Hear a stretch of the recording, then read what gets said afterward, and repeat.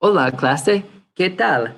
Hoy estamos hablando sobre mandatos formales. Los mandatos formales son muy importantes y usamos mucho en la vida real.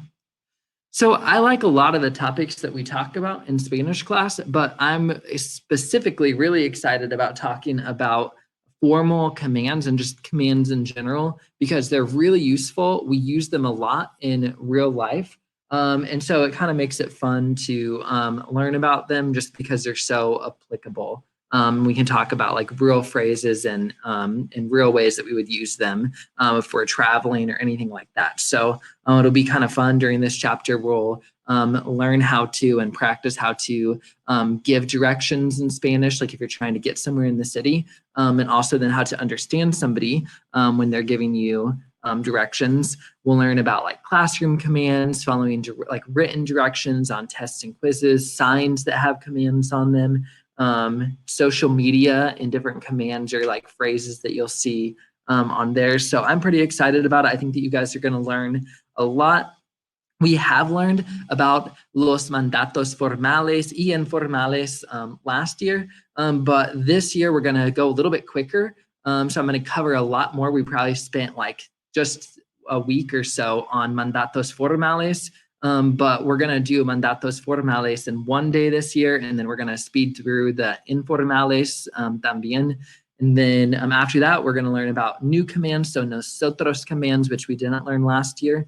And then we're just going to do a lot more application with these and a lot more like listening skills and watch some videos and things like that. So you'll want to pay attention during the quick reviews that we do so that you'll be ready to use these. Mandatos, they're also kind of a segue into the subjunctive. And so as you're learning how to do mandatos in Spanish or reviewing how to do these, it's also preparing you for the subjunctive, which we'll be spending some time on after Christmas break.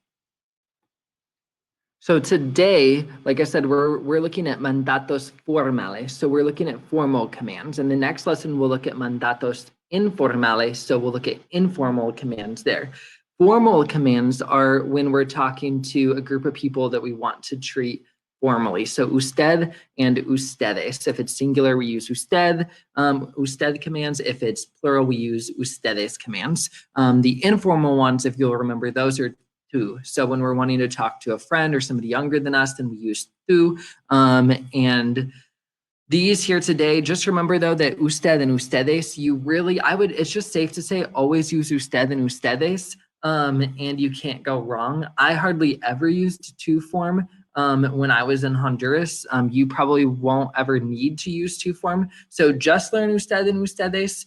And I think you'll be good to go. Obviously, you need to know how to do tú. That'll be on quizzes and tests too. But usted and ustedes, they're kind of like the standard of what you use for a command, like your go-to command. Here's some examples of usted commands. So if you're talking to one person and you're giving them a command in a more polite or formal way. So up here at the top, abra su libro a página 2. So open your book to page 2.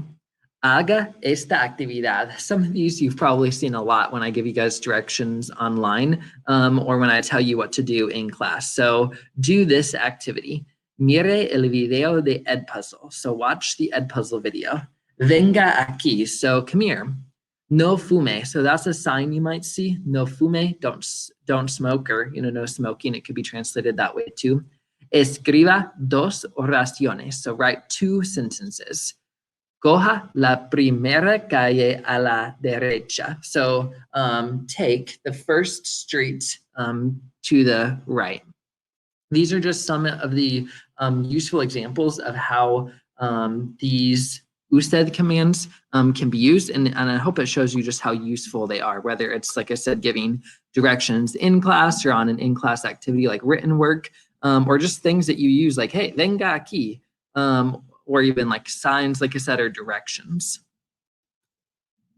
Now, if you look at these examples, all I did was took the usted commands and I made them into ustedes commands just to show you how easy it is. All you have to do is add an "in" to the command. So, abran sus libros a página 2. Hagan esta actividad. Miren el video de Edpuzzle. Vengan aquí. No fumen. Escriban 2 oraciones. Cojan la primera calle a la derecha. So these are what ustedes commands would look like. And we'll get into how you form these in the next slide.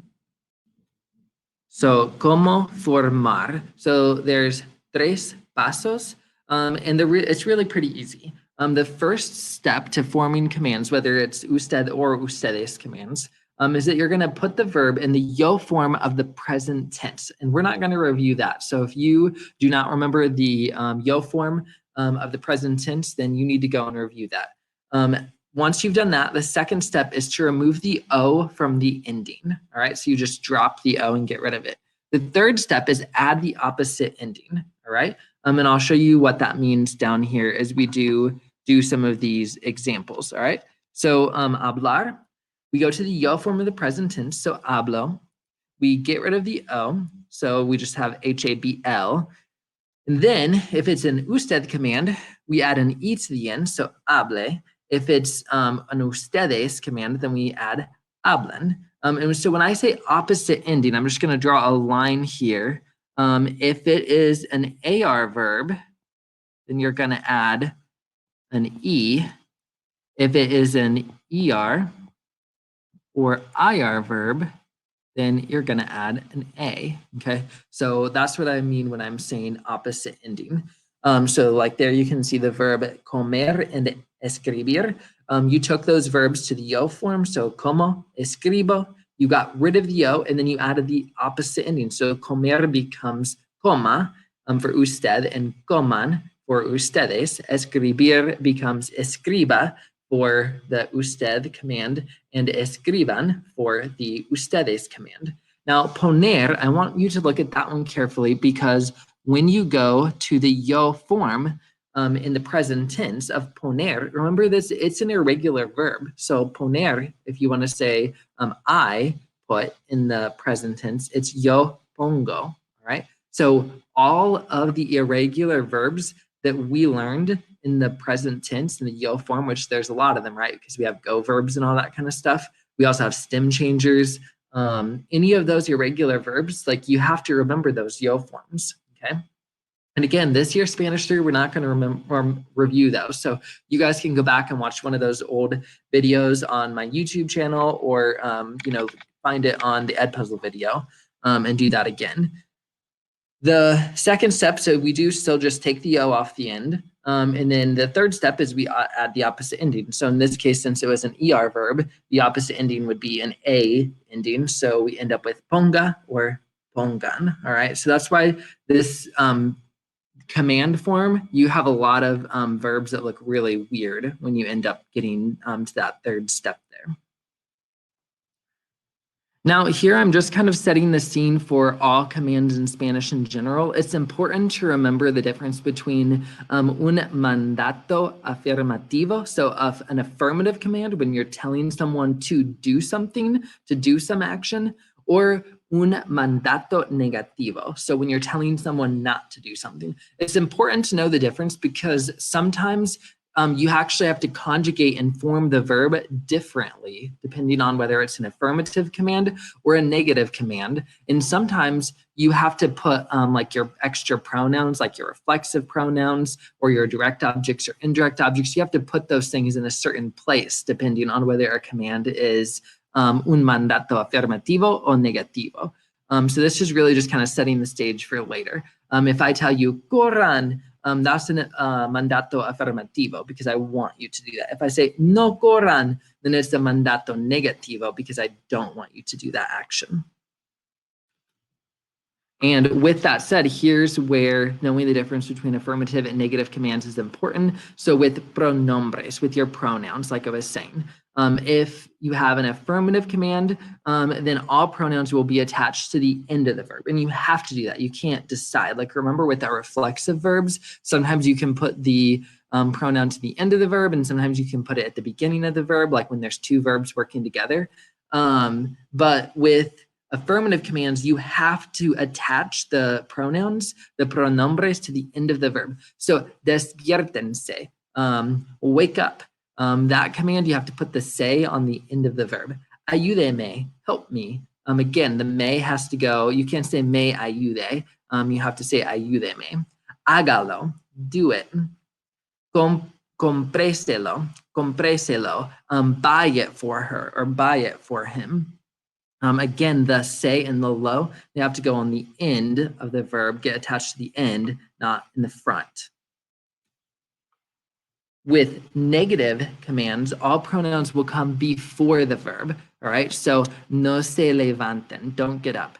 No los compre, don't buy them, whatever you were talking about, something that was masculine and plural. No se lo diga, so don't say that, don't say it, or don't say that to them. No se lave, so don't wash yourself.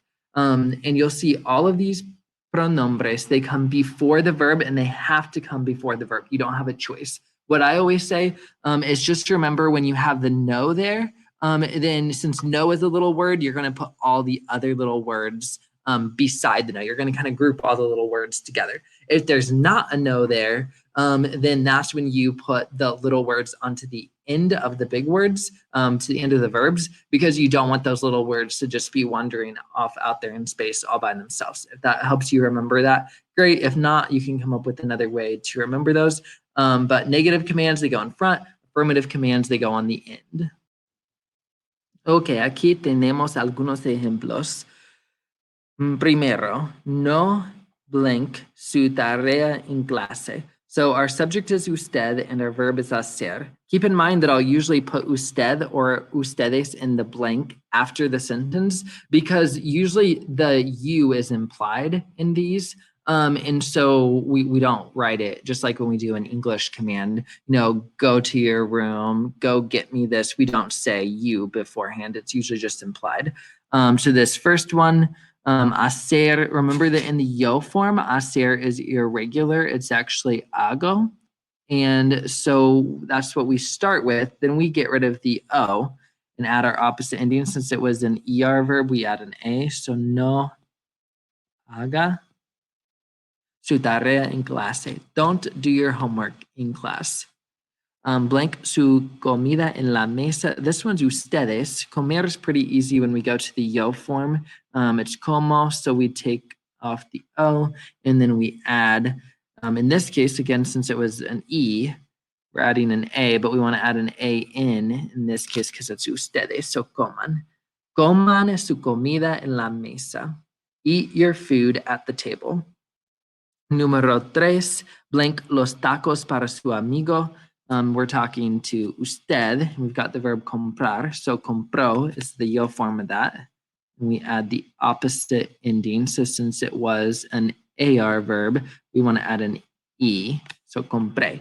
Compré los tacos para su amigo. Buy the tacos for your friend. That's good life advice. If you want to keep your friends. Número 4. No blank una nota en sus libros. So don't write a note in your books. And this command is going to ustedes. So escribir, escribo would be in the yo form. Escribo, we take off the O. It was an IR verb, so we add an A, and then we add an in because it's ustedes. So no escriban una nota en sus libros. Don't write a note in your books, all right? That's my examples. Let's look at the next slide.